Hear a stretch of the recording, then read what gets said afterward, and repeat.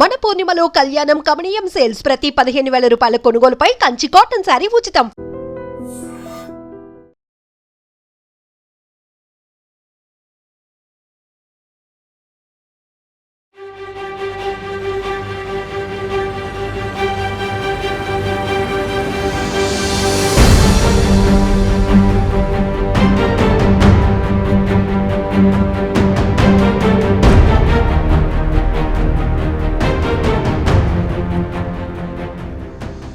నమస్కారం, welcome to I dream. నేను మీ సంగీత. నెల్లూరు జిల్లాలో మైథిలి ప్రియ అనే అమ్మాయిని నిఖిల్ అనే వ్యక్తి కత్తితో పొడిచి అతి కిరాతకంగా హత్య చేయడం జరిగింది. అంటే మాట్లాడుకుందాం అని పిలిచిన తర్వాత అక్కడ వారిద్దరి మధ్యలో ఏం సంఘర్షణ జరిగిందో కానీ మొత్తానికైతే అతను ఆమెను కత్తితో పొడవడం జరిగింది. తర్వాత చంపేసిన తర్వాత ఇమీడియట్గా దగ్గరలోని దుర్గమెట్ట అని చెప్పేసి ఒక పోలీస్ స్టేషన్కు వెళ్ళి లొంగిపోవడం కూడా జరిగింది. అయితే ఇలాంటి కేసులలో ఎలా ఉంటుంది, అసలు ఆ అమ్మాయిని చంపడానికి కారణాలు ఏంటి, పోలీసుల దగ్గరికి వెళ్ళి నేనే మర్డర్ చేశానని చెప్పేసి లొంగిపోతే శిక్షలు తక్కువగా పడే అవకాశం ఉంటుందా అనే దానిపైన మనం ఒక్కసారి ఈ వీడియోలో పూర్తిగా ఇన్ఫర్మేషన్ తెలుసుకుందాం.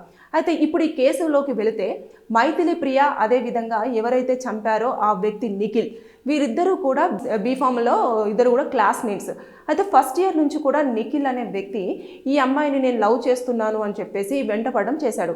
ఇమీడియట్గా ఆమె ఎవరైతే మైథిలి ప్రియ ఉందో వచ్చేసి వాళ్ళ తల్లికి నాకు ఇట్లా ఇబ్బంది పెడుతున్నాడమ్మా, ఈ నిఖిల్ నన్ను లవ్ చేస్తున్నానని చెప్పేసి చెప్పడం జరుగుతుంది. అంటే ఎప్పుడైతే మైథిలి ఉంది, మైథిలికి ఒక సిస్టర్ ఉన్నారు. వాళ్ళ తండ్రి వీళ్ళు చిన్నప్పుడే చనిపోవడంతో వాళ్ళ తల్లియే కష్టపడి వీళ్ళను చదివిస్తూ మంచిగా ఎలాగైనా సరే ఒక పొజిషన్కి తీసుకురావాలి అని చెప్పేసి అనుకుంటూ ఉంది. అయితే ఇలా చెప్పగానే ఇమీడియట్గా కాలేజ్కి వెళ్ళి ప్రిన్సిపల్ దృష్టికి తీసుకెళ్ళింది. ఇలా నిఖిల్ అనే వ్యక్తి నా కూతుర్ని ఇబ్బంది పెడుతున్నాడు, లవ్ చేయమని చెప్పేసి వేధిస్తున్నాడు అని చెప్పేసి చెప్పడంతో పిలిచి అతనికి వార్నింగ్ ఇచ్చారు. వార్నింగ్ ఇచ్చిన తర్వాత ఇంకా అప్పటి నుంచి వెళ్ళి ఎలాంటి ఇబ్బంది పెట్టలేదు, ఇంకా గమ్మున అయిపోయారు. అయితే ఓకే ఫైన్, ఇంకా వదిలేశాడేమో, మా పాప జోలికి రావట్లేదు అంటే వాళ్ళ అమ్మ ఎప్పటికప్పుడు మైథిలిని అడుగుతూ అసలు ఏమంటున్నారు ఏంటి అని చెప్పేసి తెలుసుకునే ప్రయత్నం చేస్తుంది. అంటే లేదమ్మా, ఏమి ఇబ్బంది పెట్టట్లేదు, ఏమి నన్ను మళ్ళీ లవ్ చేయమని చెప్పేసి కూడా టార్చర్ చేయట్లేదు అని చెప్పేసి ఆమె చెప్తూ రావడం జరిగింది. జరిగిన టైంలో ఇంకా ఫైనల్ ఇయర్ కూడా అయిపోయింది. ఫైనల్ ఇయర్ అయిపోయిన తర్వాత ఎవరైతే నిఖిల్ అనే వ్యక్తి ఉన్నారో ఆ నిఖిల్ అనే వ్యక్తి ఫెయిల్ అవ్వడం జరిగింది. మైథిలి మాత్రం మంచి పర్సంటేజ్తో పాస్ అయింది. పాస్ అయిన తర్వాత ఇంకా అప్పుడు స్టార్ట్ చేశారు, అదేంటి నేను ఫెయిల్ అయ్యాను, నువ్వు ఎలా పాస్ అయ్యావు, నేను ఇంత బాధలో ఉన్నాను, నువ్వెందుకు అంత హ్యాపీగా ఉంటున్నావు, నేను నిన్ను లవ్ చేస్తున్నాను కదా, కనీసం నేను బాధపడుతున్నాను, నువ్వు కావాలని చెప్పేసి నేను నిన్ను ఇంత చేస్తున్నాను, ప్రిన్సిపల్ నన్ను ఏమన్నా కూడా నేను ఏమనలేదు, మీ అమ్మగారు వచ్చి వార్నింగ్ ఇచ్చినా నేను ఏమనలేదు, నీకు నా మీద కొంచెం కూడా ప్రేమ లేదా అని చెప్పేసి మళ్ళీ స్టార్ట్ చేసేసాడు. చేసిన తర్వాత ఫైనల్ ఇయర్ అయిపోయిన తర్వాత కొన్ని రోజుల్లోనే బెంగళూరులో మంచి ఆమె ఉద్యోగం తెచ్చుకోవడం జరిగింది. ఇంకా అక్కడికి వెళ్ళేసి ఉద్యోగం చేసుకుంటుంది. అయితే ఎప్పుడైతే ఈ సెప్టెంబర్ 6వ తేదీన ఆవిడది బర్త్డే ఉంది.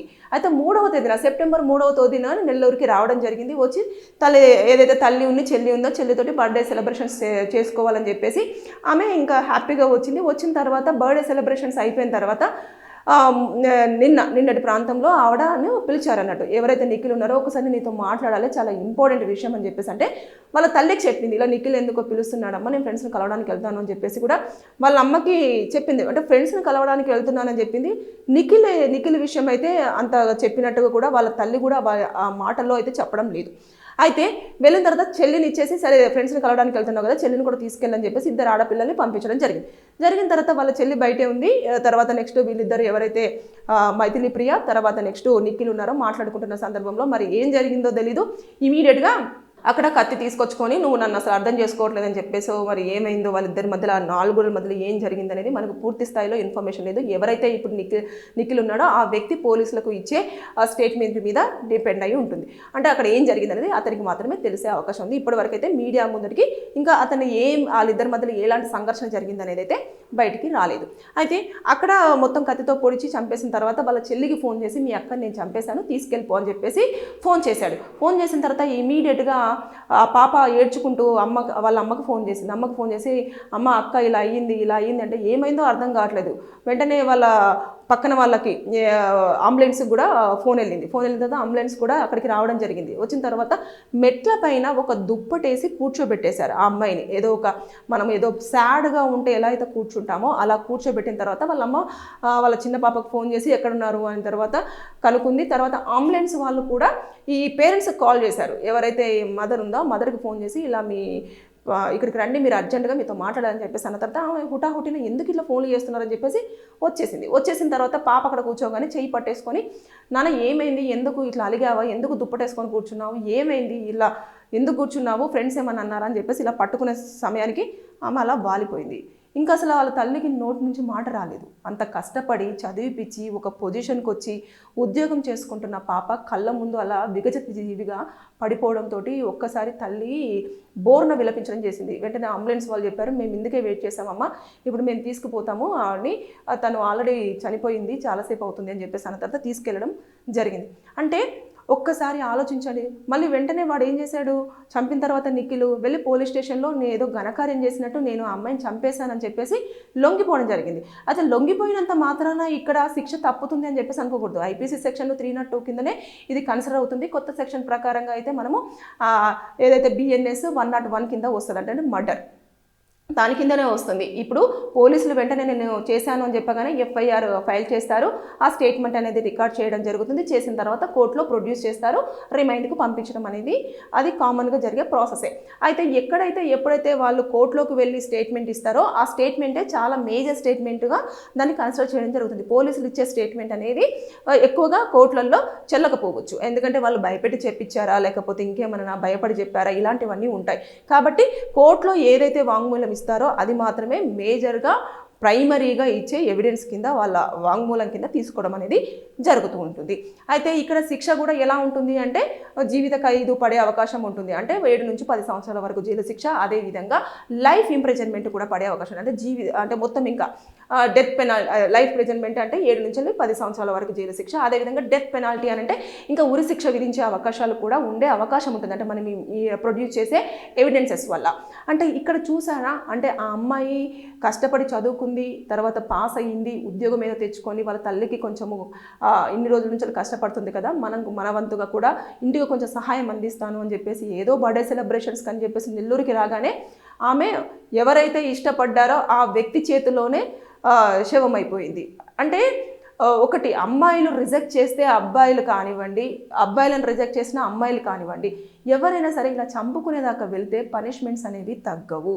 అంటే నేను చంపేశాను, ఏముందిలే పోలీసులకు లొంగిపోతే నాకు శిక్ష తక్కువ పడుతుంది అని అంటే అలా ఉండదు. అది చాలా అలా మీరు తప్పుగా ఆలోచించడం తప్పించి దాంట్లో ఏమి అంటే శిక్షలు అనేవి ఒప్పుకుంటే తక్కువ, ఒప్పుకోకపోతే ఎక్కువ అనేది ఏమి ఉండదు. కాన్స్టిట్యూషన్లో కంపల్సరీగా ఈ సెక్షన్ ప్రకారం ఎలాంటి పనిష్మెంట్ ఉంటుందో అదే పనిష్మెంట్ మీకు అప్లికేబుల్ అయ్యే అవకాశం ఉంటుంది. ఎందుకంటే పోలీసుల నుంచి మీరు తప్పించుకోకుండా లొంగిపోయారు కాబట్టి కొంచెం ఒక కన్సర్న్ ఉంటుంది, అరే వాడు తప్పు చేశాడు దాని ప్రకారంగా అని చెప్పేసి. ఎప్పుడు తక్కువగా పడే అవకాశం ఉంటుంది అంటే ఐపీసీ సెక్షన్ 304 ప్రకారంగా మనం అనుకోకుండా, అంటే అన్ఎక్స్పెక్టెడ్గా, అంటే మన చేతుల్లో వీళ్ళు చనిపోతారు అని తెలియకుండా ప్రీ ప్లాన్డ్గా కాకుండా ఏదో అలా అయిపోయింది అన్న టైంలో మాత్రం దాన్ని కన్సిడర్ చేసి కొంచెం పనిష్మెంట్ అనేది తగ్గించే అవకాశాలు ఉంటుంది. అంటే ఒక 5 సంవత్సరాల వరకు జైలు శిక్ష విధించే అవకాశం ఉంటుంది, 5 నుంచి 7 సంవత్సరాల వరకు అలా ఉంటుందే తప్పించి శిక్షలు అయితే తగ్గే అవకాశం అయితే ఉండదు.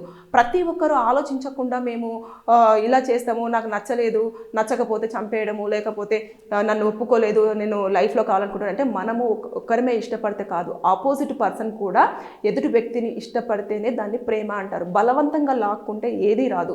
కానీ ఒక లైన్ మాత్రం నేను నమ్ముతాను. సో ఈ వీడియో చూస్తున్న వారికి నేను చెప్పాలనుకుంటున్నాను, మనకు కావాల్సింది లేదంటే మన అనుకున్నది ఎక్కడున్నా సరే అది మనకు వచ్చే తీరుతుంది.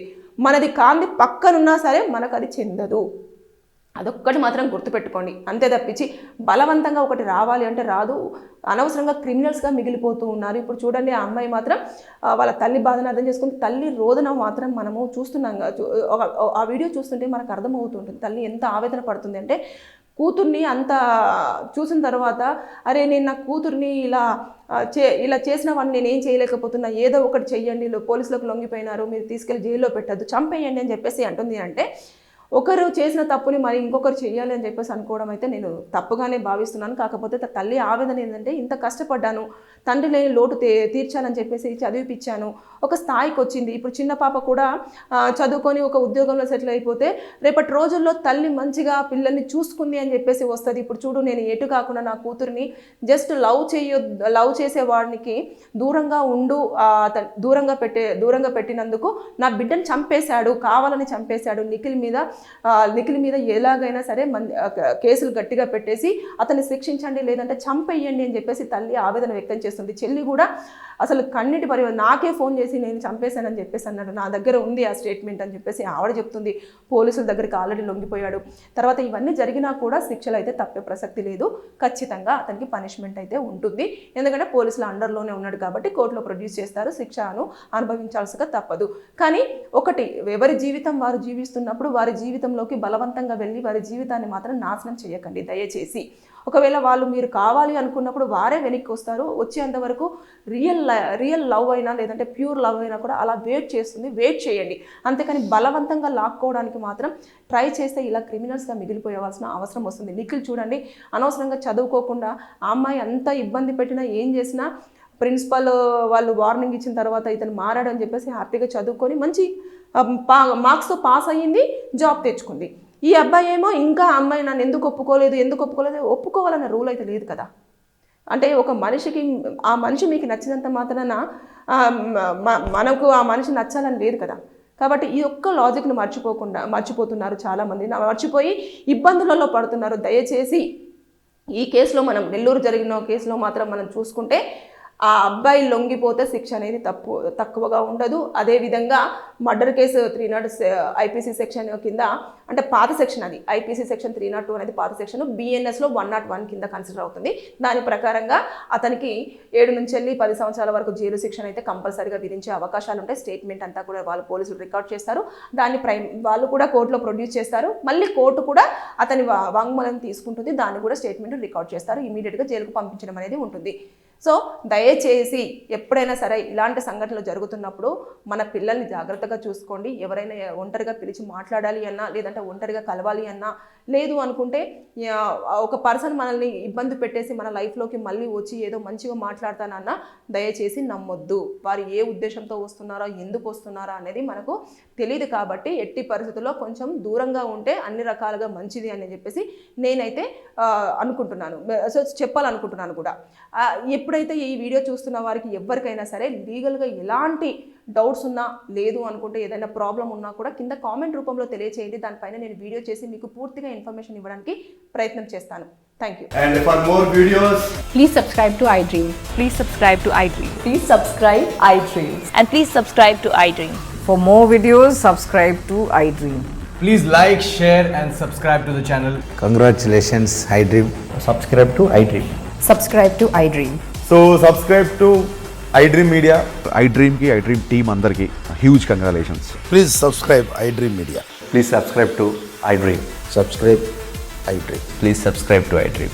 iDream అంటే నా కళల ఛానల్ను సబ్స్క్రైబ్ చేసుకున్న నోరు తిరుగుతలేదు. మీరైతే గంట గుర్తు కొట్టండి. For more such videos, please subscribe to iDream. Subscribe to iDream. Please subscribe to iDream. Please subscribe iDream Media. Please do subscribe to iDream. Please subscribe to iDream Media. For best entertainment and information, please subscribe iDream. And don't forget to subscribe to iDream.